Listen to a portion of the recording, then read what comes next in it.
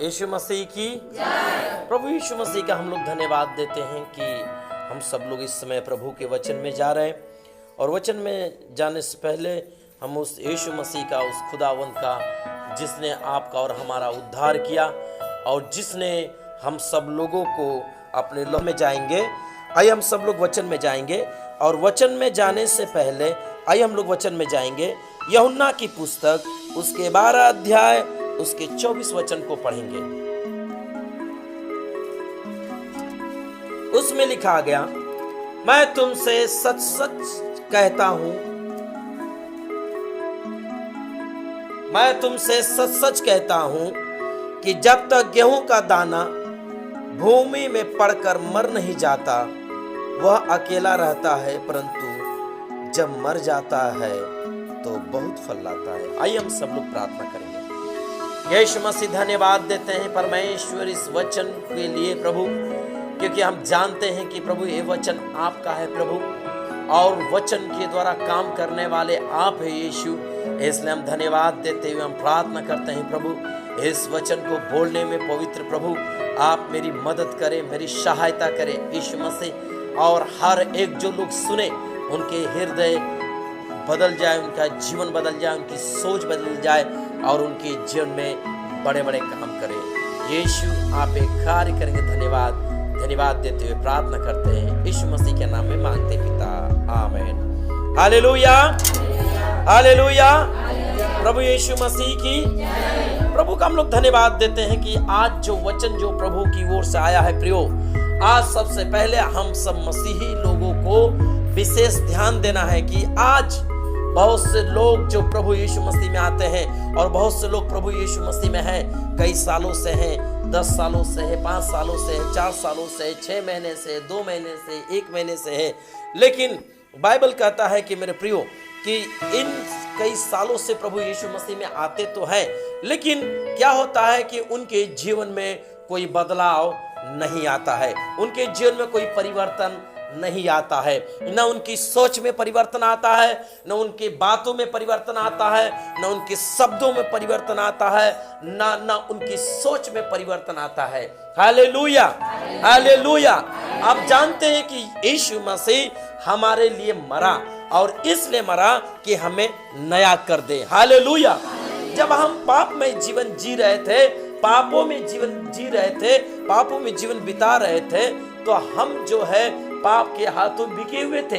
लेकिन जब यीशु मसीह इस जगत में आया और हमारे लिए लहू बहाया, हमारे लिए मारा गया, और हमारे लिए ही नहीं प्रियो, पूरे संसार के लिए, पूरी जगत के लिए, पूरी जगत के लिए, जो लोग यीशु मसीह को मानते हैं उनके लिए भी, जो यीशु मसीह को नहीं मानते उनके लिए भी, जो आज यीशु मसीह के बैरी बने हुए हैं, जो यीशु मसीह का विरोधी बने हुए, आज बहुत से ऐसे संगठन है, आज समाज में बहुत से ऐसे जो मनुष्य लोग हैं, जो उठे हुए हैं, जो धर्मांतरण का नाम लेकर यीशु मसीह के लोगों को, उसके भक्तों को सता रहे हैं और उसके भवन के ऊपर आक्रमण कर रहे हैं, क्योंकि उनके अंदर परमेश्वर का खौफ नहीं, उनके अंदर कोई परमेश्वर का डर नहीं। आज किसी साधु संत को मार दिया जाए, साधु संत को देखकर लोग डर जाते हैं, साधु संत को लेकर डर जाते हैं। लेकिन आज यहाँ पर देखा जाता है कि सच्चा परमेश्वर के जो संत लोग हैं, जो यीशु भक्त लोग हैं, उनको देखकर कोई नहीं डरता। हालेलुया। क्योंकि मैं जानता हूं कि इन संसार में अगर सबसे बड़े अगर सामर्थी हैं, बड़े बड़े काम करने वाले हैं, अद्भुत चिन्ह चमत्कार करने वाले हैं, तो वो सब लोग यीशु भक्त लोग हैं। हालेलुया। वो सब यीशु भक्त लोग हैं मेरे प्रियो। लेकिन आज सब लोग जो है यीशु मसीह के नाम से विरोध कर रहे हैं, नफरत कर रहे हैं, और उनको नाम लेने वाले लोग, उनको विश्वास करने वाले लोगों को बड़े ही अलग रीति से देखते हैं प्रियो। लेकिन आज बाइबल कहता है कि हम सब लोगों को लिए यीशु मसीह जो बलिदान हुआ, और हमारे लिए यीशु मसीह ने बड़ा ही कीमत चुका दिया। लेकिन आज बाइबल कहता है, यहाँ पर यीशु मसीह कहता है, खुद यीशु मसीह कहता है, मैं तुमसे सच कहता हूँ, मैं तुमसे सच सच कहता हूँ। हालेलुया। यहाँ पर यीशु मसीह एक बार नहीं बोल रहा है, 2 बार बोल रहा है, सच सच कहता हूँ। हालेलुया। कोई व्यक्ति अगर आपसे कोई कहने आता है अरे हम तो के सही बोलत बाड़ी, लेकिन वो बोलेंगे नहीं रे हम तो के सही बात बोलत थी, सही बात बोलत थी, विश्वास करा। हालेलुया। जब वो 2 बार 3 बार जब बोलेंगे तो आपके अंदर आएगा अरे वाह, इसका मतलब ये कहीं ना कहीं ये बात सही बोल रही है। Hallelujah, hallelujah. लेकिन मेरे प्रियो, यहाँ पे हमारा जिंदा खुदा यीशु मसीह जो बोल रहा है कि मैं तुमसे सच सच कहता हूं कि जब तक गेहूं का दाना भूमि में पड़कर मर नहीं जाता वह अकेला रहता है। हालेलुया। अब यहाँ पे वचन का प्रकाशन बोल रहा है मेरे प्रियो कि यहाँ पे बाइबल ये बोल रहा है, ये बाइबल ये बोल रहा है, यीशु मसीह का वचन ये बोल रहा है, यीशु मसीह का जिंदा कलाम ये बोल रहा है और यीशु मसीह खुद बोल रहे हैं कि जब तक आप गेहूं का दाना जो आप छींटते हैं खेती में, तो जब छींटते हैं तो बाइबल कहता है कि वो अकेला रहता है। हालेलुया। और वो अकेला रहता है, लेकिन जब वो दाना जैसे ही भूमि में पड़ता है और पड़ने के बाद वो दाना जब मर जाता है, मतलब सूख जाता है, तब उसमें नया आता है कि नहीं? अगर गेहूं फेंकने के बाद अगर नया नहीं आता तो बताइए तो खेती कैसे उगती? पता चलता? हालेलुया। क्योंकि वो दाना पहले क्या होता है? मर जाता है। दाना मर जाता है। क्या होता है? दाना मर जाता है। दाना मर जाता है। हालेलुया। और दाना मर जाने के कारण वो क्या करता है? वो अंकुर आता है। मेरे प्रियो, यहाँ पे मैं आपको कहना चाहता हूँ कि बाइबल यहाँ पे ये बात करना चाहता है कि यीशु मसीह इसलिए बात कह रहा है कि जब तक गेहूं का दाना भूमि में पड़कर मर नहीं जाता तब तक वो क्या रहता है? अकेला रहता है। और बाइबल कहता है परंतु जब मर जाता है तो बहुत फल लाता है। हालेलुया। जब वो सड़ जाता है, मर जाता है, तो उसमें से अंकुर आता है। जब गेहूं जब एक दाना जब बढ़ता है तो उसमें कितने दाने हो जाते हैं।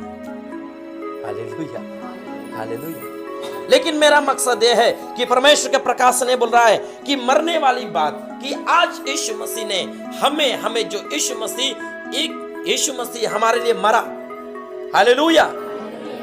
और जैसे यीशु मसीह ने मरा और संसार में कई हजार लोग, कई लाखों लोग यीशु मसीह में विश्वास किए, यीशु मसीह में आ गए, क्योंकि उसके लहू जो बहाया, उस लहू के कारण सब जगत का उद्धार हुआ।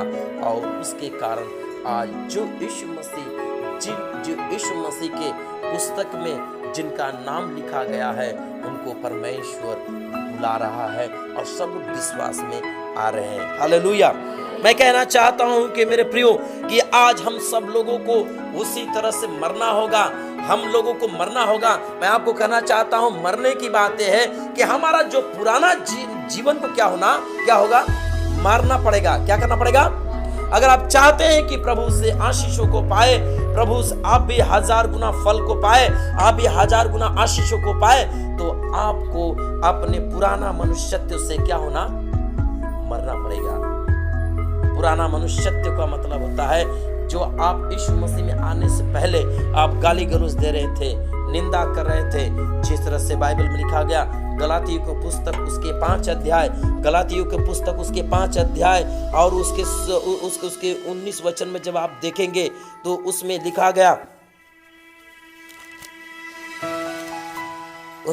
गया शरीर के काम तो प्रकट है, अर्थात व्यभिचार, गंदे काम, लुचपन, मूर्ति पूजा, टोना, बैर, झगड़ा, ईर्ष्या, क्रोध, विरोध, फूट, विधर्म, दाह मतवालापन, लीला क्रीड़ा और इनके जैसे और काम है।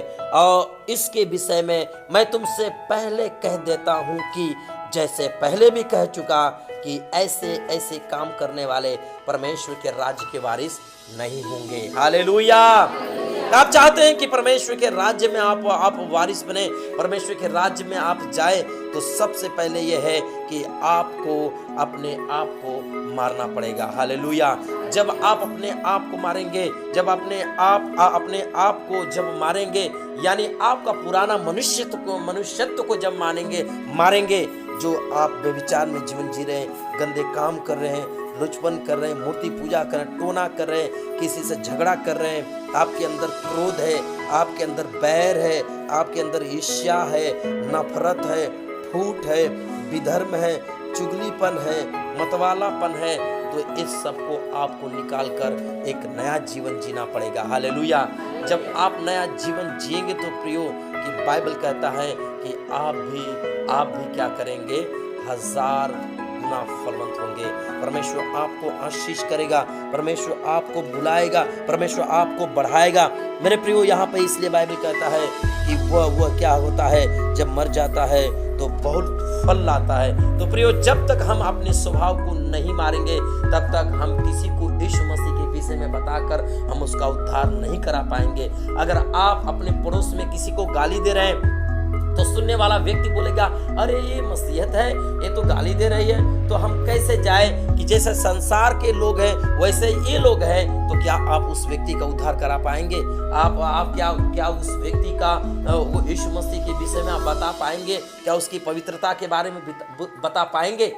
हालेलुया, नहीं बताएगा, क्योंकि आप ही जब भ्रष्ट हैं तो आप परमेश्वर के नाम आप उसे अगर बताएंगे भी तो कहीं ना कहीं पलट कर आपको जवाब दे सकता है, कह सकता है कि बहनी हो तो हाथ मुहम्मद सही ना बा, तू ऐसन बाड़ी तो हम कैसे जाने कि तू जहाँ जात बाड़ू तहाँ सही बा।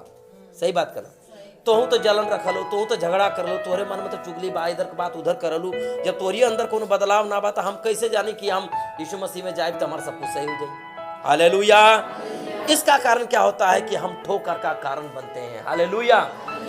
और बाइबल कहता है, हाय जिसके कारण ठोकर लगती है, भला होता कि उसके गले में चक्की का पाट पहनाकर उसको समुद्र में फेंका जाता है। मेरे प्रियो, मैं आपको कहना चाहता हूं कि आप प्रभु के लिए ठोकर का कारण न बने।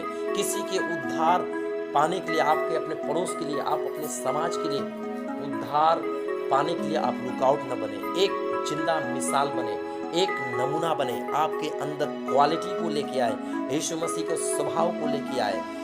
इसीलिए बाइबल कहता है, इसलिए यीशु मसीह ने कहा कि हमें अपने पुराना मनुष्यत्व से मरना होगा, पुराना सोच को मारना होगा, पुराना जीवन को मारना होगा। तब हम लोग क्या करेंगे? तब हमें 1000 गुना फल आएगा, 1000 गुना हम लोग फलवंत होंगे, हम आशीषित होंगे, परमेश्वर हमें बढ़ाएगा। इसलिए बाइबल कहता है कि लूका की पुस्तक में लिखा गया कि लूका की पुस्तक और उसके लूका की पुस्तक में लिखा गया, उसके 8 अध्याय में लिखा गया, उसके 18 वचन में, इसलिए चौकस रहो कि तुम किस रीति से सुनते हो। हालेलुया। आप कलीसिया में बैठे हो लेकिन आपको चौकस रहना पड़ेगा, क्योंकि बहुत से लोग कलीसिया में तो बैठते हैं लेकिन उनका ध्यान, उनका मन कहीं और रहता है। प्रभु का वचन चलता है लेकिन उनका मन कहीं और रहता है, उनके विचार कहीं और रहते हैं, उनकी सोच कहीं और रहता है। इसलिए बाइबल कह रहा है कि यीशु मसीह का वचन कह रहा है कि चौकस रहो, तुम किस रीति से सुनते हो। हालेलुया। कि आज अगर आप कलीसिया में आते हो तो आपको चौकस रहना पड़ेगा, चौकसी से बैठना पड़ेगा, ध्यान से सुनना पड़ेगा कि क्या बातें हो रही है, क्या बातें सिखाई जा रही, क्या बातें समझाई जा रही। मेरे प्रियो, इसलिए यीशु मसीह ने कहा कि चौकस रहो कि तुम किस प्रकार, किस रीति से सुनते हो, क्योंकि जिसके पास है उसे दिया जाएगा। हालेलुया। बाइबल कहता है जिसके पास है उसको दिया जाएगा। अब देख लीजिए, और जिसके पास नहीं है उससे वह भी ले लिया जाएगा जिसे वह अपना समझता है। हालेलुया। याद रखें कि जब आप अपने जीवन को, अपने पुराने मनुष्यत्व को नहीं मारेंगे, उस गेहूं के दाने के समान नहीं मरेंगे, तो बाइबल कहता है आप यीशु मसीह में आएंगे तो सही, यीशु मसीह आपको छुटकारा देगा, चंगाई देगा, उसका तो स्वभाव है। बहुत से लोग कहते हैं कि मेरे प्रार्थना से लोग चंगे हो जाते हैं, तो वो तो यीशु मसीह का स्वभाव है। वो तो कोई भी, एक अविश्वासी भी, एक विरोध करने वाला, एक गुंडा भी, बदमाश, अगर वो यीशु मसीह के नाम से अगर किसी बीमार व्यक्ति को भी प्रार्थना करेगा तो चंगा हो जाएगा। हालेलुया। यीशु मसीह के नाम में आप कुछ भी कर सकते हैं, कोई भी यीशु मसीह के नाम में कुछ भी कर सकता है। हालेलुया।